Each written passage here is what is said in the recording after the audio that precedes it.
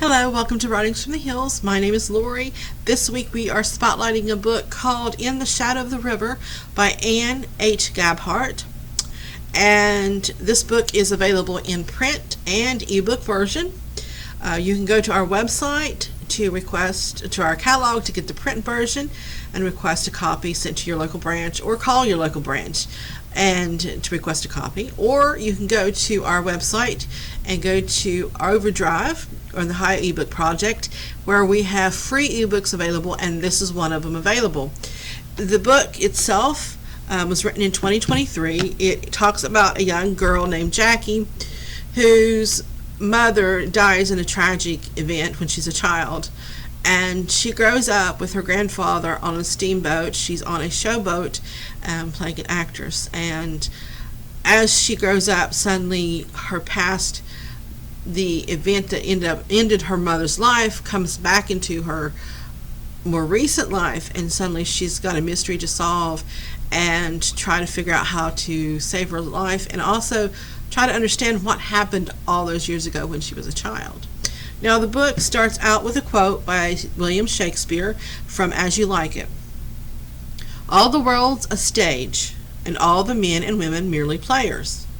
They have their exits and their entrances, and one man in his time plays many parts." Chapter 1, July 15th, 1881. Jackie Reed's mother shook her awake, then put her fingers lightly over Jackie's lips. "Shh! We have to get off the boat." Her mother's eyes were wide in the light of the lantern she held. She wanted to ask why, but instead she sat up and felt for her shoes with her toes. Her mother shook her head and pulled her off the bed. No time. But she didn't fuss when Jackie grabbed her sock doll. Her mother left the lantern on the table without even blowing it out. Now, at 5, Jackie had been warned so often about a candle or lantern being upset and catching the boat on fire that now she feared the room might explode in flames before they got out the door. Her mother led Jackie out into the passageway. Not a sound. She sounded scared. Jackie's mother never got scared.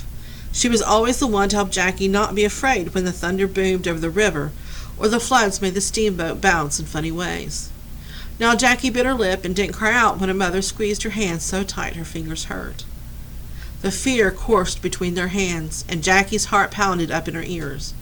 Maybe the boat was on fire already, and they would have to jump into the river to escape. But she didn't smell smoke as she hurried to keep up with her mother's fast steps. Her nightgown flapped against her legs.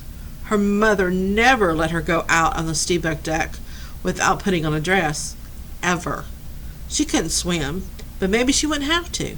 They were at the dock. She had watched the crew tie up to the steamboat earlier and listened to the roustabouts sing while they unloaded barrels and crates. She stayed hidden up on the top deck while the fancy men and women headed out down the gangplank. The women wore hats with ribbons and feathers, and the men carried gold-knobbed canes. Even better than that was the sound of the calliope drifting down the river that meant a showboat was on its way. When it docked right beside their boat, she clapped her hands. She never got to go to the shows, but she loved to watch the actors coming and going. Sometimes they played music and sang. By the time the river swallowed up the sun, people were streaming up onto the boat to see the show. She did so wish she could be one of them, but her mother would never allow that. Instead, she had found Jackie and made her go to bed. Now, as Mama hurried her to the main deck, Jackie could hear the music spilling out of the showboat. Lively music, and then laughter. Sometimes, when she watched the showboat tied up next to their boat, she laughed too when she heard the laughter, even though she had no idea what was funny. She didn't feel like doing that now, not with her mother so afraid. A man stepped out of the shadows in front of them. Her mother shoved Jackie behind her.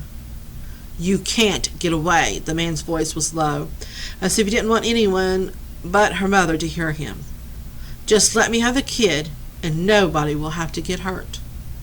"No, she's mine." Her mother's voice sounded strained. "That's not what I've been told," the man said. Well, that is just the beginning of In the Shadow of the River by Anne H. Gabhart.